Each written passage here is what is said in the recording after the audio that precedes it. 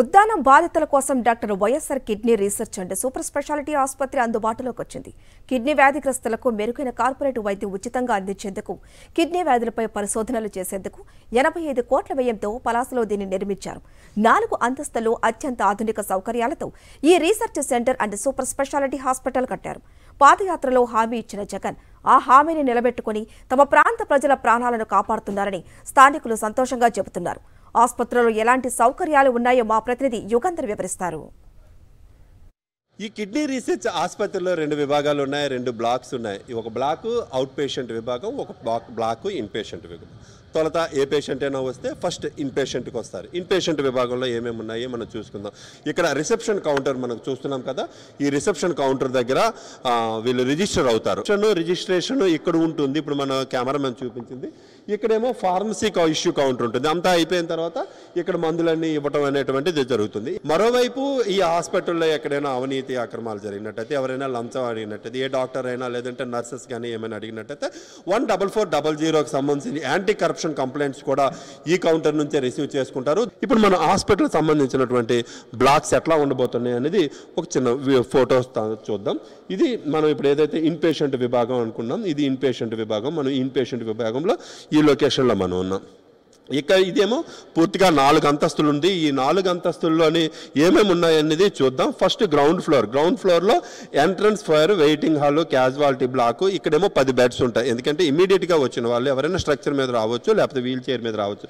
వాళ్ళకి ఇమీడియట్గా దీనికోసమని 10 బెడ్స్ ఉంటాయి. అదే ఫస్ట్ ఫ్లోర్కి వెళ్ళిన తర్వాత ఆఫీస్ అడ్మినిస్ట్రేషన్. సెకండ్ ఫ్లోర్కి వచ్చేసరికి నెఫ్రాలజీ వార్డు, ఇక్కడ 40 బెడ్స్ ఉంటాయి. థర్డ్ ఫ్లోర్లోకి వచ్చినట్టయితే ఓటీ కాంప్లెక్స్, ఆపరేషన్ థియేటరు, అలాగే పోస్ట్ ఆపరేటివ్ వార్డ్, ఆపరేషన్ అయిన తర్వాత వాళ్ళని ఉంచేందుకు ఒక 5 బెడ్స్. అలాగే ఫోర్త్ ఫ్లోర్కి వచ్చేసరికి యూరాలజీ వార్డ్, యూరాలజీకి సంబంధించినటువంటి ఏదైనా యూరినరీ ట్రాక్ ఇన్ఫెక్షన్స్ ఇట్లాంటివి ఏమైనా ఉన్నట్టయితే, లేకపోతే యూరిన్ బ్లాడర్స్లో స్టోన్స్ అట్లాంటి ఇష్యూస్ ఏమైనా ఉన్నట్టయితే ఇక్కడ అన్నట్టు 4th ఫ్లోర్లో. అంటే ఇప్పుడు మనం రిసెప్షన్ ఏరియా నుంచి మనం కుడివైపు తిరిగినట్టయితే ఈ ప్రాంతం అంతా వస్తుంది. ఇక్కడ రెసిడెంట్ మెడికల్ ఆఫీసర్ ఉంటారు. ఈ హాస్పిటల్కి సంబంధించి ఆ షిఫ్ట్లో డ్యూటీ చేసేటువంటి మెడికల్ ఆఫీసర్ ఉంటారు. దానికి సంబంధించినటువంటి ఈ గది ఇక్కడ ఉంటుంది. గ్రౌండ్ ఫ్లోర్ నుంచి ఫస్ట్ ఫ్లోర్కి మనం వచ్చిన తర్వాత అడ్మినిస్ట్రేషన్ బ్లాక్ అని చెప్పుకున్నాం కదా, ఇది అడ్మినిస్ట్రేషన్ బ్లాక్ తాలూకా వరండా ఇదిలో ఉంటుంది. దీంట్లో అన్ని కూడాను తాలూకా డిపార్ట్మెంటల్ తాలూకా అడ్మినిస్ట్రేషన్కి సంబంధించిన ఆఫీసర్స్, అదే క్లర్కల్ స్టాఫ్, స్టోర్స్కి సంబంధించిన స్టాఫ్, వాళ్ళ తాలూకా ఆఫీసర్స్ అన్నీ కూడా ఉంటాయి.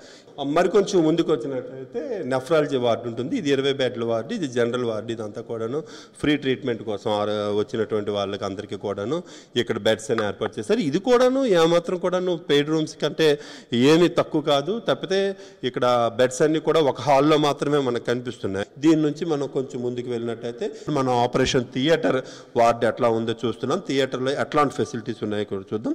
ఇది మనకి ఇక్కడ కనిపిస్తుంది ఐసోలేషన్ ఆపరేషన్ థియేటర్ 1 అనమాట.